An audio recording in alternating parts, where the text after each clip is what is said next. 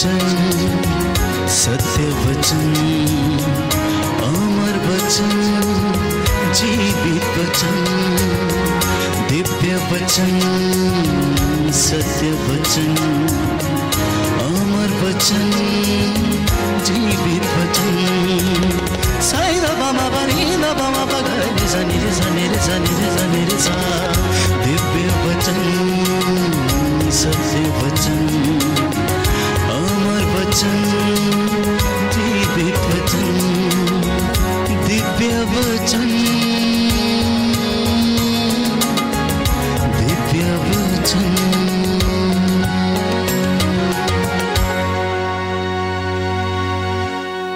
प्रभु क्रिस्त में प्रिय भाई और बहनों, आप सबको जय यीशु। आज हम मनन चिंतन करें कि किस प्रकार परमेश्वर हम सबों के साथ रहता है, हम सबों को रक्षा करता है, हम सबों का साथ देता है, साथ निभाता है, हर पल हर क्षण एक अगुआ बनकर, एक साथी बनकर साथ निभाता है। इस पर हम लोग मनन चिंतन करें और ईश्वर से प्रार्थना भी करें। स्तोत्र ग्रंथ में जब हम पढ़ते हैं अध्याय 109 वाक्य 105 में स्तोत्रकार कहते हैं, तेरी शिक्षा मुझे ज्योति प्रदान करती और मेरा पद आलोकित करती है। कहते हैं तेरी शिक्षा मुझे ज्योति प्रदान करती और मेरा पद आलोकित करती है। मतलब इसे हम संत मत्ती सुसमाचार अध्याय 5 अध्याय 6 में हम इस चीज को पूर्ण रूप से हम देख सकते हैं। किस प्रकार प्रभु के वचन, प्रभु के शिक्षा हर एक इंसान को ईश्वरीय राग पर चलने की प्रेरणा देता है।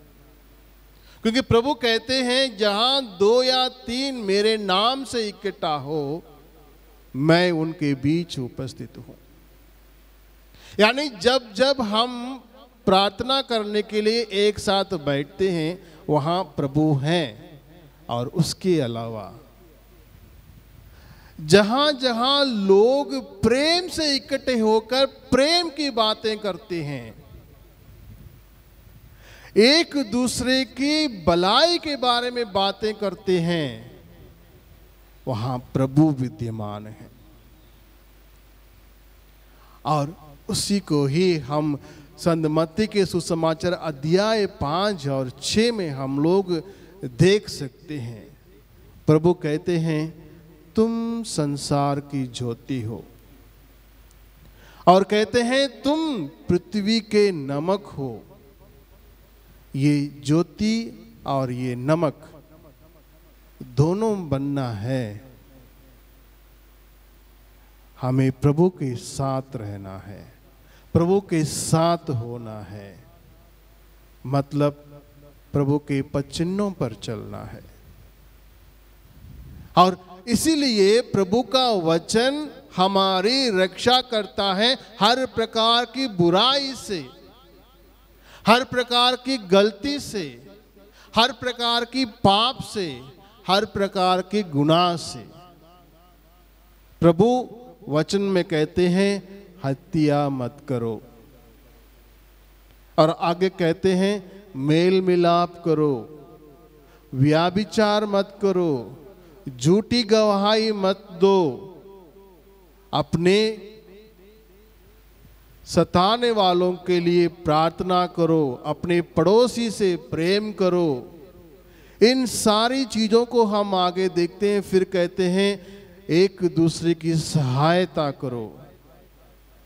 ये सारी बातों को ये अध्याय 5 और अध्याय 6 में संत मत्ती सुसमाचार में हम लोग देखते हैं। इन वचनों के द्वारा प्रभु हमारी रक्षा करता है, हमारे हर एक व्यक्ति को पापों से गिरने से, गुनाह में पड़ने से हमारी रक्षा करता है, हमारी साथ देता है। उसी को ही स्तोत्रकार अपने अध्याय 119 और 19 के अध्याय वाक्य 105 में कहते हैं, तेरी शिक्षा मुझे ज्योति प्रदान करती और मेरा पद आलोकित करती है। यानी जो व्यक्ति ईश्वर के वचन को अपने जीवन में लेता है, ईश्वर के वचन को अपने जीवन का मकसद बनाता है, वो व्यक्ति कभी पाप में नहीं पड़ता है, वो व्यक्ति कभी गुनाह के राह पर नहीं चलता है, वो ईश्वर के प्रिय बन जाता है और वो पवित्र बन जाता है। आज प्रभु इन वचनों के द्वारा हम सबों की रक्षा करता है ताकि हम पवित्र बन जाए, पिता ईश्वर के योग्य पुत्र पुत्रियां बन जाए। और दूसरी बात, फिलिपियों को लिखते हुए संत पौलुस कहते हैं, अध्याय 4 वाक्य 6 और 7 में कहते हैं, किसी बात की चिंता ना करो, हर जरूरत में प्रार्थना करो और विनय तथा धन्यवाद के साथ ईश्वर के सामने अपने निवेदन प्रस्तुत करो, और ईश्वर की शांति जो हमारी समझ से परे हैं, आपके हृदयों और विचारों को ईसा मसीह में सुरक्षित रखेगी। संत पौलुस कहते हैं, हर बात पर प्रार्थना करना है, हर समय प्रार्थना करना है, हर कार्य के लिए प्रार्थना करना है और ईश्वर के आशीर्वाद को प्राप्त करना है। ये हम प्रभु के जीवन में हम लोग देख पाते हैं। प्रभु हर कार्य करने के पहले वो पिता ईश्वर से प्रार्थना करते हैं। पवित्र ग्रंथ में हम अलग अलग जगहों पर देखते हैं, प्रभु यीशु क्रिस्त बड़े सवेरे उठकर पहाड़ी पर चलते हैं अकेले प्रार्थना करने के लिए, और अलग अलग जगहों पर हम देखते हैं प्रभु यीशु क्रिस्त अकेले ही निर्जन स्थान की ओर निकल जाते हैं प्रार्थना करने के लिए। गेत्सेमनी बाग में हम लोग देखते हैं प्रभु यीशु क्रिस्त को प्रार्थना करते हुए। बपतिस्मा के तुरंत बाद प्रभु यीशु क्रिस्त 40 दिन 40 रात प्रार्थना या उपवास करने के लिए निकल जाते हैं ताकि वो पिता ईश्वर के साथ संयुक्त रहे। इसी प्रकार आज प्रभु हम सबों को भी निवेदन करते हैं, हम सबों को भी बुलाते हैं ताकि हम प्रार्थना के साथ ईश्वर के साथ मेल मिलाप करते हुए एक साथ रहें। प्रभु आज हम सबों को प्रार्थना के साथ हम सबों को बचाने में समर्थ है। इसलिए संत पौलुस कहते हैं, किसी बात की चिंता ना करो, प्रार्थना करो। प्रभु कहते हैं हर जरूरत में प्रार्थना करो, यानी जब हम अपने आप को ईश्वर के साथ जोड़कर रखते हैं, हम पाप से बचते हैं। हर जरूरत में जब अपने आप को ईश्वर के साथ प्रार्थना में जोड़कर रखते हैं तो हमें ईश्वरीय आशीर्वाद मिलता है। आज प्रभु हम सबों से आग्रह करते हैं कि हम प्रार्थना में प्रभु के साथ अपने आप को जोड़ें, हमारी हर जरूरतों को प्रभु के सामने रखें, क्योंकि वो हम सबों के हर जरूरतों को पूरा करने वाला है, वो पूरा करने में सक्षम है। आज संत पौलुस हम सबों को इन वचनों को देते हुए हम सबों को याद दिलाते हैं। और आगे अगर हम जब देखते हैं इतिहास के ग्रंथ अध्याय 41 वाक्य 10 में अगर हम देखते हैं, पिता ईश्वर इतिहास नबी से कहते हैं, डरो मत, मैं तुम्हारे साथ हूं, चिंता मत करो, मैं तुम्हारा ईश्वर हूं, मैं तुम्हें शक्ति प्रदान कर तुम्हारी सहायता करूंगा, मैं अपने विजय दाहिने हाथ से तुम्हें संभालूंगा। ना डरने के कहते हैं, याद दिलाते हैं, मैं तुम्हारे साथ हूं। अगर इस चीज को अगर हम आगे अगर हम मनन चिंतन करें, सोच विचार करें, प्रभु यीशु ख्रिस्त अपने 12 शिष्यों को जब 2-2 करके जब वो भेजते हैं, वो 12 का 12 शिष्य जब गांव-गांव जाते हैं प्रचार प्रसार करने के लिए, लोगों के लिए प्रार्थना करने के लिए, लोगों के चंगाई प्रार्थना करने के लिए जब आगे बढ़ते हैं, वो किसी चीज की चिंता नहीं किए, वो प्रभु पर भरोसा रख कर गए।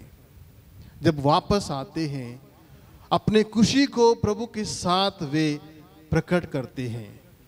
और उससे हटकर हम जब देखते हैं, रक्तस्राव से पीड़ित वो महिला ये विचार कर कर उस भीड़ में आती है, अगर मैं प्रभु के कपड़े का पल्ला भर छू लूं तो मैं चंगी हो जाऊंगी। जब उनके मन में ये विश्वास आया, उनके अंदर से जो डर था, बीमारी का डर, उसी समय दूर हो गया। जब वो पल्ला छूती है, वो अपने आप को सुरक्षित पाती है, अपने आप में चंगाई प्राप्त करती है। और उस यरीको का अंदाज जो प्रभु को वो दृष्टि दौड़ाते हुए पुकार पुकार कर कहता आया, हे दाऊद के पुत्र मुझ पर दया कीजिए। जब उसके अंदर वो विश्वास आया, क्योंकि पिता परमेश्वर इसायास नबी से कहते हैं, डरो मत, मैं तुम्हारे साथ हूं, चिंता मत करो, मैं तुम्हारा ईश्वर हूं। ये उस यरीको अंधे के दिल में ये बात बसती है, इसलिए वो प्रभु की ओर दृष्टि दौड़ाता है। जब लोग उनको रोकते हैं, फिर भी वो जोर जोर से पुकार पुकार कर चिल्लाता है, हे दाऊद के पुत्र मुझ पर दया कीजिए। वो प्रभु की ओर आगे बढ़ता है और प्रभु उस अंधे व्यक्ति को अपने पास बुलाते हैं और उनसे कहते हैं, तुम्हें क्या चाहिए? जब वो व्यक्ति कहता है, प्रभु मैं फिर से देखना चाहता हूं, और प्रभु उनसे कहते हैं, तुम्हारे विश्वास ने तुम्हें चंगा किया है।